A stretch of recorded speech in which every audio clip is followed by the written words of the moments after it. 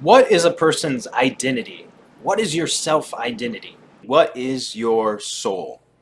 As my country, America, and Western society as a whole fold in on themselves and begin to collapse, which is what we're seeing take place before our eyes, the one thing that can possibly save it is the understanding of what the soul is, individually and collectively, and how vital it is to guard that soul, your soul as an individual and the soul of the collective.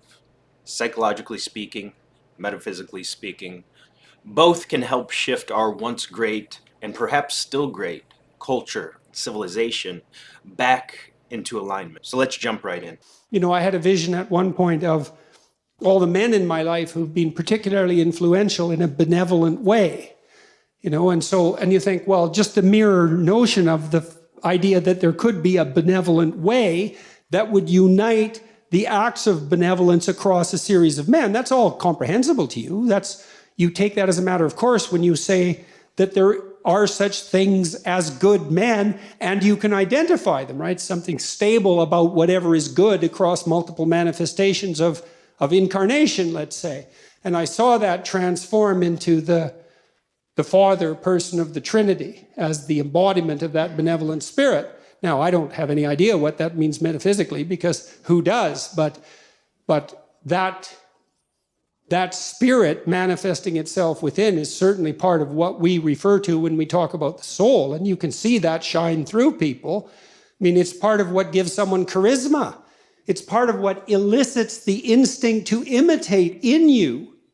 And you see that even in simple things. When you see a remarkable athlete do something incredibly athletic to put the soccer ball, the football ball through the net, to score the goal, and everybody leaps to their feet in celebration of that, well, that's a celebration of the divine capacity to hit the target dead on. And it grips you at such a low level, way down inside your soul, that you're compelled to your feet to cheer, and you don't even know what you're doing.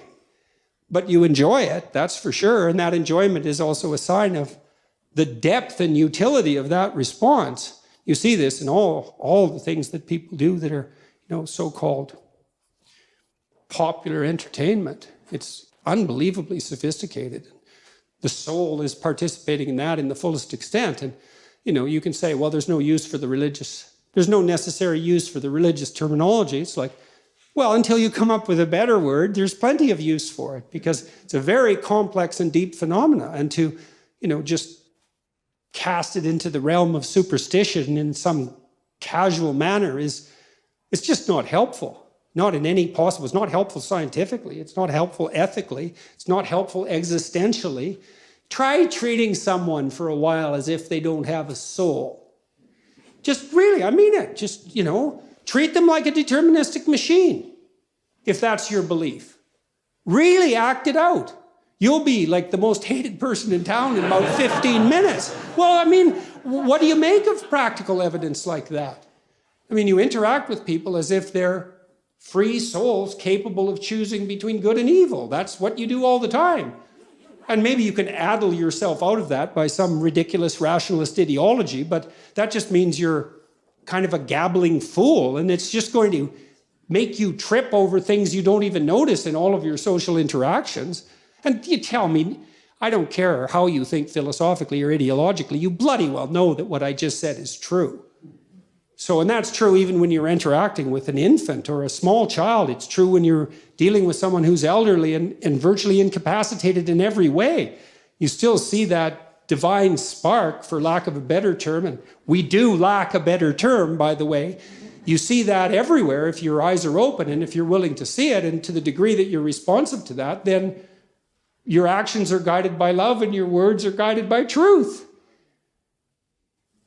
In his treatise on the soul, Aristotle tells us that the soul is the form or essence of any living thing. It's not a distinct substance from the body that it's in. It's the possession of a soul of a specific kind which makes the organism an organism. A body without a soul, or a soul in the wrong kind of body, is impossible. He claims that some parts of the soul, like the intellect, for example, can exist without the body. but most parts cannot. About the soul, he says, "We must no more ask whether the soul and body are one, than ask whether the wax and the figure impressed on it are one." He also says that happiness is a quality of the soul, not a function of one's material circumstances. Here's another interesting one. Music directly represents the passions of the soul. If one listens to the wrong kind of music, he will become the wrong kind of person. And last but not least, the beauty of the soul shines out when a man bears with composure one heavy mischance after another, not because he does not feel them, but because he is a man of high and heroic temper. What is a soul to you? That's a hard question. I would say, like theologically, a soul is that aspect of human being that's akin to divinity, that's made in the image of God. And so, I think that that's a very, very important concept. I don't think a society can survive. I don't think that you can survive a relationship with yourself.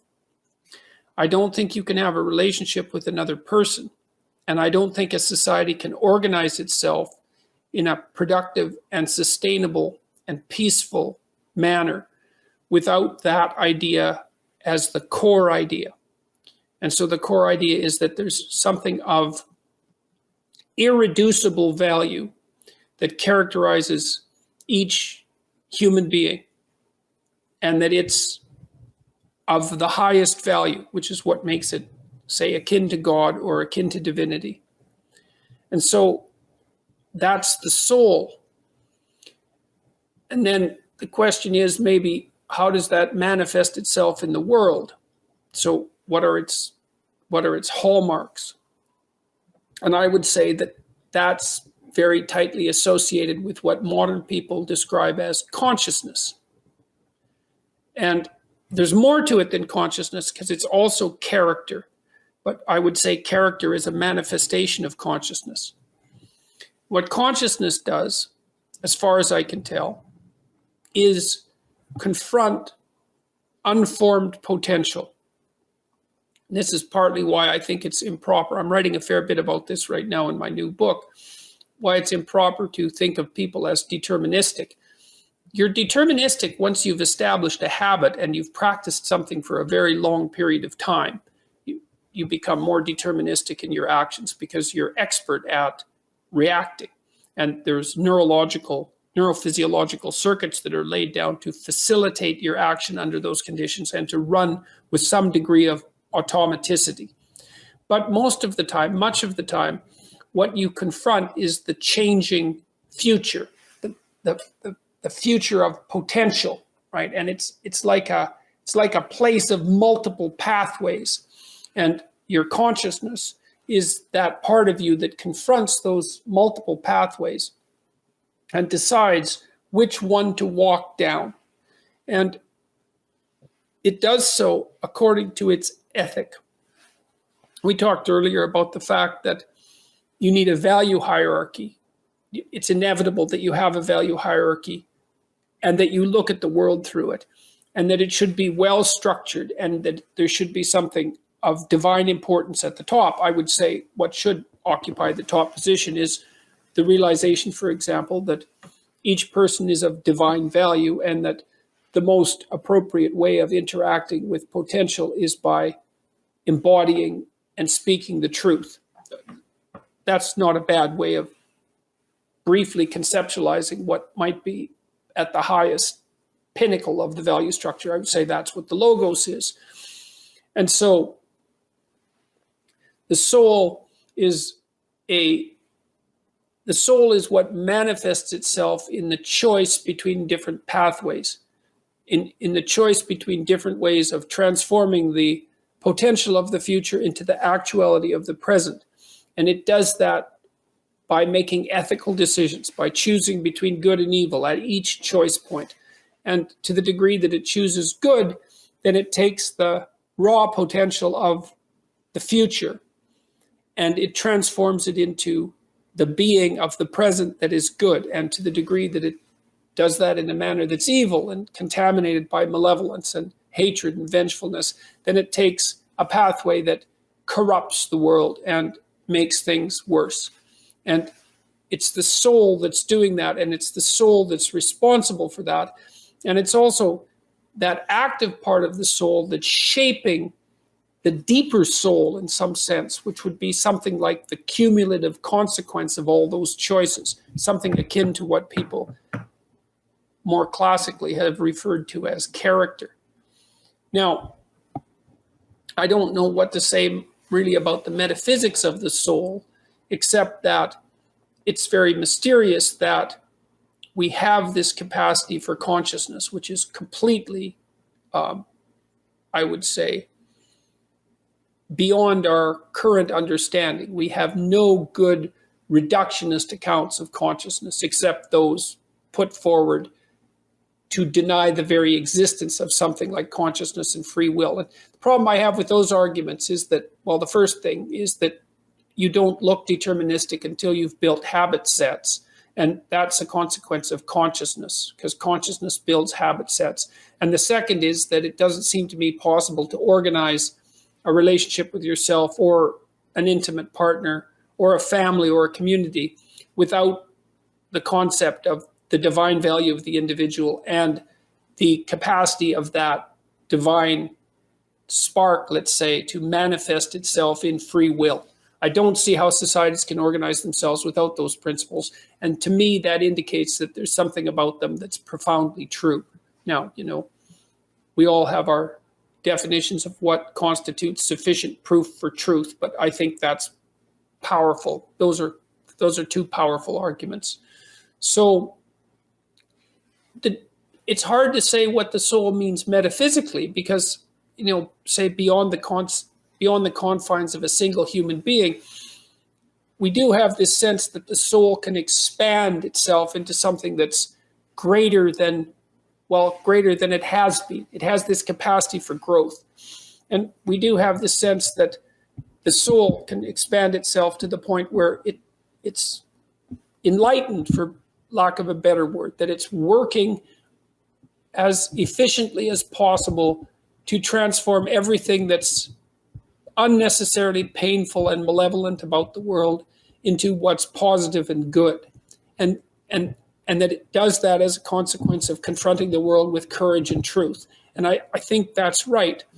And I do think that means that the soul participates in something eternal, which is the attempt of being itself to transform what's unnecessarily painful and malevolent into what's good. And that human beings actually do participate in that, and that's part of the reason that our ancient tradition insists that we're made in the image of God.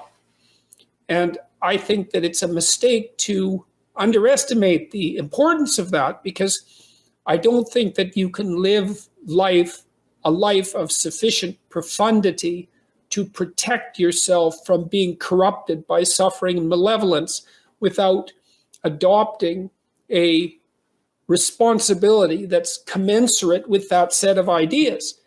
I think that you either orient yourself upward, to the star above the horizon, and try desperately to improve the structure of being, or you work at counter purposes to it and make things worse. I don't think there's a middle ground.